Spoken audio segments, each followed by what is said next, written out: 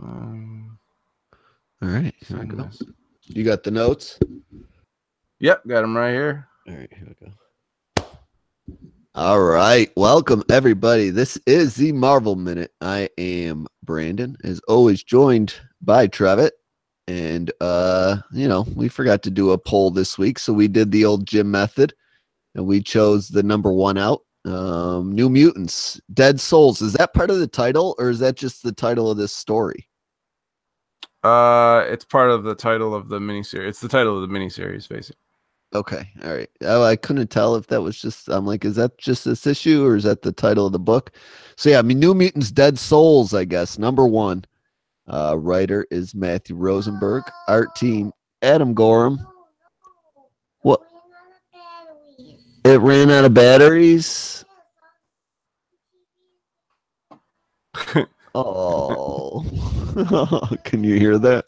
Yeah. All right.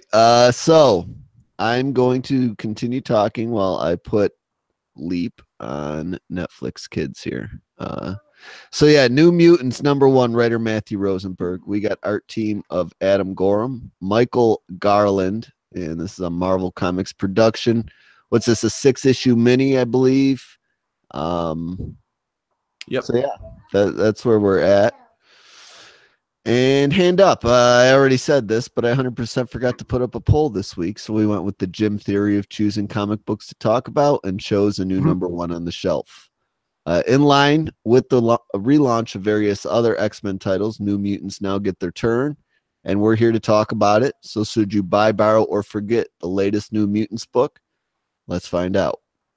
So our issue begins with the Hitachi Corp Relief Center, 48 hours after Hurricane Alina has made landfall. We kind of just check in on some random mustache gentleman. He's walking around counting the dead bodies, I guess, after this hurricane. Is that what you got that was going on there? Yep. When one of them kind of starts moving, I can't tell if this is it's just a creature with a sheet over it springing up, right? Yeah, it's just like a regular person. I could see the shoes, and that's it. And then I guess while this one's distracting him, another one sneaks up on him and kind of snaps his neck. Well, yeah, that's what I was thinking. So it's a little fuzzy, what all goes down there, but that's what me and Trevitt understood, I guess. Glad you confirmed my suspicions, and then we hit. Okay, I see it. The title page. You could see the glowing eyes behind him while he's watching the feet move and the dead body. Yeah, in that second panel. Okay. It's very subtle. Yeah. Oh god, that hurt. Yeah, that'll be just the first of a few, things you really got to focus on in the art here, because it's a little funky throughout, but it's detailed enough that you get what the point, I guess, is they're talking about in various areas. After our title page, we check in 18 hours later on this team of New Mutants that consists of Richter, Boom Boom Magic, Strong Guy, and Wolfsbane. They're on the scene in the town that investigating the happenings, and it all begins to look kind of a little bit more like there was something going on here besides just a hurricane running through town. Their adventure after a random encounter of Strong Guy seeing this kitten he's taking care of, Magic, then makes it old so it can take care of herself. They encounter. I didn't get that part. I didn't either. I thought it was setting up something later in the story. I'm like, okay, let me take note of this in my brain. Because and it never really does, I guess. I don't know. What do they say? They say time moves differently in limbo. So her putting the cat in limbo, pulling it out, it automatically ages instantly. But then I'm like, wasn't the X Mansion in limbo for like a year? So like, why didn't they age? Like, just I don't really understand the point of what they're getting to there, other than like just setting up she has access to limbo just whenever she wants. I guess maybe that's the point of it, like setting up her powers for people that aren't familiar with magic. I don't know why you'd be reading this otherwise, but we continue the story, and it leads to Strong Guy and Wolfsbane rescuing a couple kids that are I guess stuck under some debris, although it seems like they were more hiding from something. If you ask me, it's not really made all too clear, but they run away from Wolfsbane and strong guy because they're scared, kind of. And in the process of all this, there's like another creature sneaking up on Magic, and she just basically pulls out her sword and chops its head off, no problem. And Rickon ends up mentioning, hey, I think that, thing Magic just cut the head off is kind of what we're all here for. Richter. Yeah. Yeah. So we continue the story, and it kind of jumps randomly then to Richter getting hit in the face with a bottle, and they're confronted by all these random humans, and they get into a brief kind of fight encounter with these guys until everybody settles down and they kind of get to talking, and these people mention how they're the survivors of this corporate camp gone wrong, and shit went down there. So I mean, in this bottom panel on this page I'm looking at, where right after the fight ends and where they start talking with the black guy with the mustache, Magic just straight up looks like somebody you'd find in cops getting arrested for possession of methamphetamine. So fucking true. He looks atrocious. Usually Magic is pretty busty, and you're like, yeah, if she, said, would you sleep with me, you would most certainly say yes. This case, you would not say yes. Oh god. But anyway, we continue our story, and we hit this Hitachi corporate relief center, and strong guy, through conversation, picks up on, the only way somebody really could have survived all this chaos in here is if they took residence in one of these trailers, and nobody could get into them because they were locked from the inside. So strong guy goes busting into this trailer and confronts this dude who's just been hiding out in there. And does this guy ever even get a name in this story? If he does have one, I do not remember. I think he's just like Hitachi employee number 5. Yeah, right. Red shirt number 3. Yeah, because like he's kind of like the central figure of the story from here on out, or one of them. He never really gets a name, and I just refer to him as the scumbag of our story, basically, in our notes here. Because once strong guy gets in there, he blasts strong guy in the chest. Strong guy yanks him on out of there, and they start talking to this guy about what happened, and he's kind of telling him a little bit of a BS story. Magic wanders over to this random chick laying on the ground and kind of notices something weird going on based on what she's wearing and everything. While they're talking to this dude, they end up, before they really get any concrete answers and can grill him too far, they get attacked by like a horde of these undead people. And they turn, full X-Men. They get all their costumes on real quick. Yeah, that made sense. I know. I don't know how that happened either. Looks sweet for the picture. Like that might be the best page of art in this comic, but like they just weird. Suddenly have their shit on. It's like you see the blue flames. Like it looks like Magic used their teleportation powers to teleport their uniforms on their bodies. Like it's just so weird. It was weird. Then we get the splash page of the fight, the zombie fight.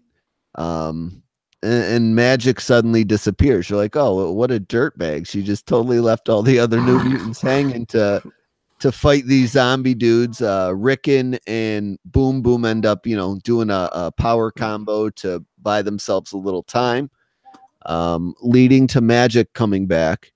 And it looks like someone mentions, oh, you brought these flies. Well, what happens? And it took me the second time reading the book to figure out what went on here. Like these flies is basically the spirit of this witch she noticed on the ground she brings back that was stuck in limbo.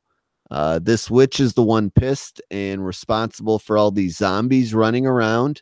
because the guy who was hiding out in the trailer took a ring off of her finger. He was like Robin from the dead. I don't know why it's never really mentioned why he takes this specific ring.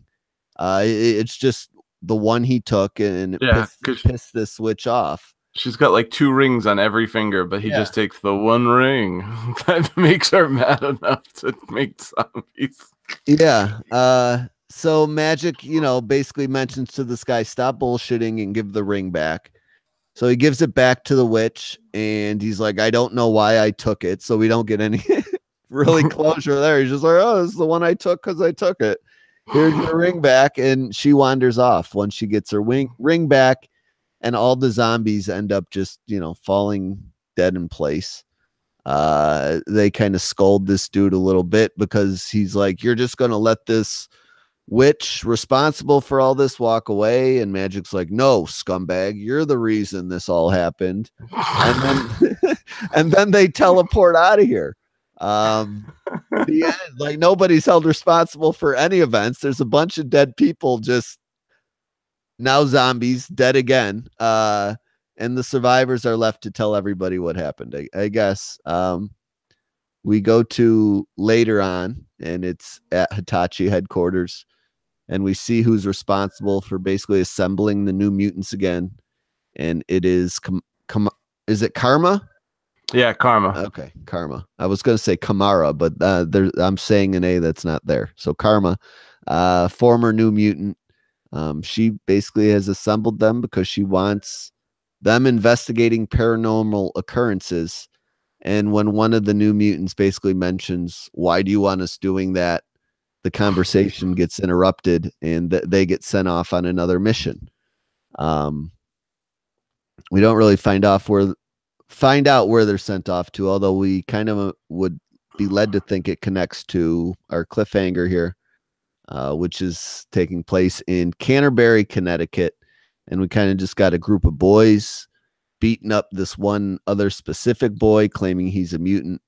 They're like, well, prove you're not a mutant. And he's saying, how would I do that?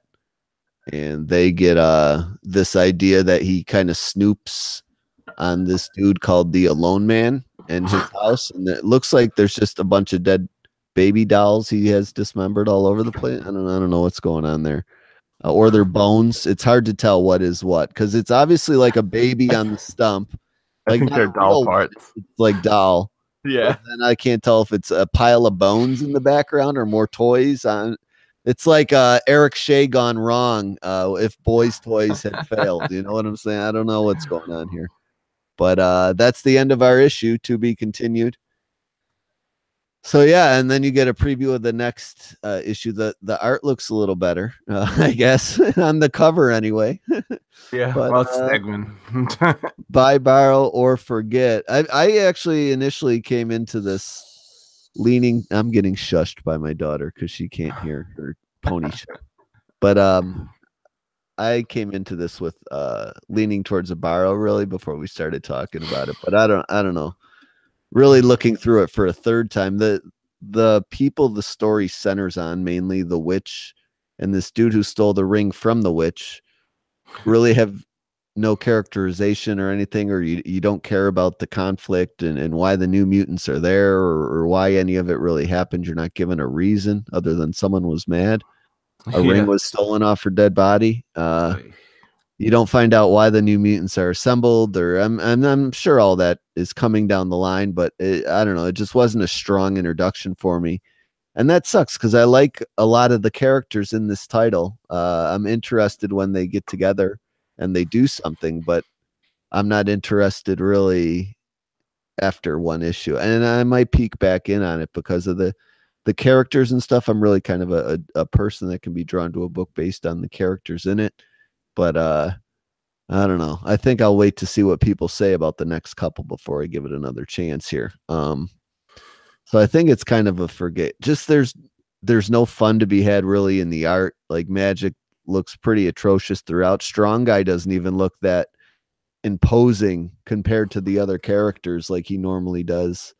No, he doesn't. Yeah, I know. It's just unless it's just from a distance. real well. Yeah. like when he's close up, he looks smaller, but when they like when it's like a shot from them far away, he looks like the size he's supposed to be. It's kind of the Yeah, scale's off in that way. it looks like he skipped leg day a lot of times too. You know what I'm saying? You know what Yeah, I'm saying? he is supposed to look like he is supposed to have those tiny ridiculous legs. But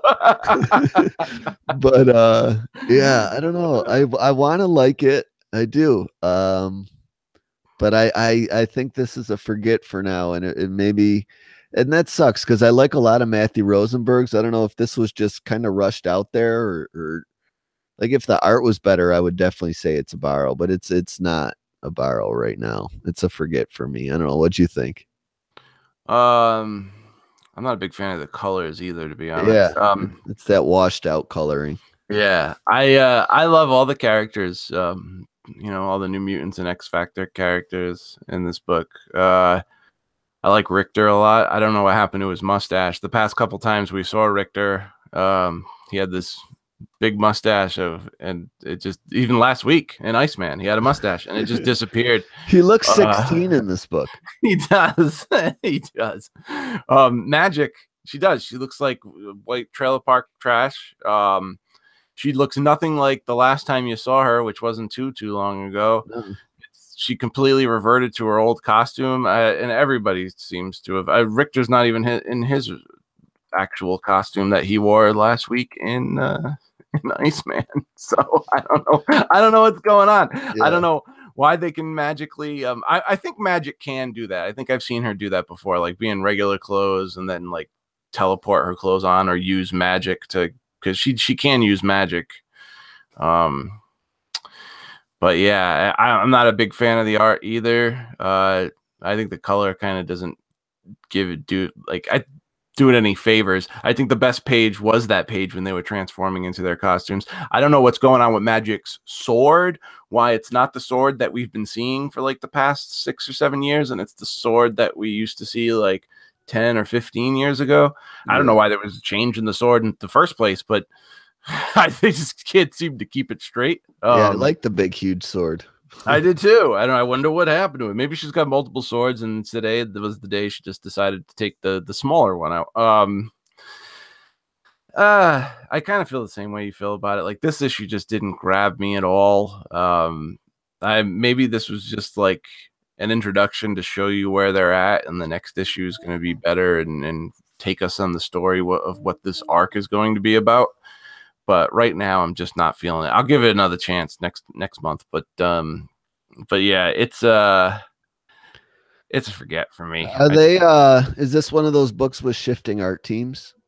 No, it's Adam Gorham for every issue. That sucks. God, and who on this planet thinks that bangs that short are a good idea? It's not short. It's not a good idea in comic books. It's not a good idea in real life. Whenever I see it looks like she's one of those, like, you know, when sometimes guys are losing their hair and they like try to grow out their bangs extra long to compensate. She looks like she's got cover that the going high on. peaks. Yeah. Yeah, it does. Like any time in my life where I've seen a girl with bangs that short, they just look ugly. Like I've seen like really, really pretty girls, beautiful girls, and then they one day decide that this is a good idea, and it's really not. Like it just makes them look so. It makes everyone look like trailer trash. Is what it does. That was definitely like an old school way of hair cutting. You know. Yeah, I want to. Does that anymore? They should be wearing like a t-shirt with the fucking Confederate flag and have a can of Pabst Blue Ribbon in their hand. And... Yeah, she does. She looks like Joe Dirt in this book. But yeah, so we're gonna wrap this one up. I'm gonna get a poll up this week. My life is not settling down any. Work is now, super busy, and this house is driving me crazy. It's like a new problem every week. I finally got all the water leaks fixed though, so that is a little stress off my mind. Like the Money Pit with Tom Hanks. Yeah, it's basically they lipsticked a pig and sold me bacon. I don't know what I'm saying there, but they put lipstick on a pig. They remodeled all the inside, and all the guts are terrible. So yeah, I'm slowly making progress, but it's slow.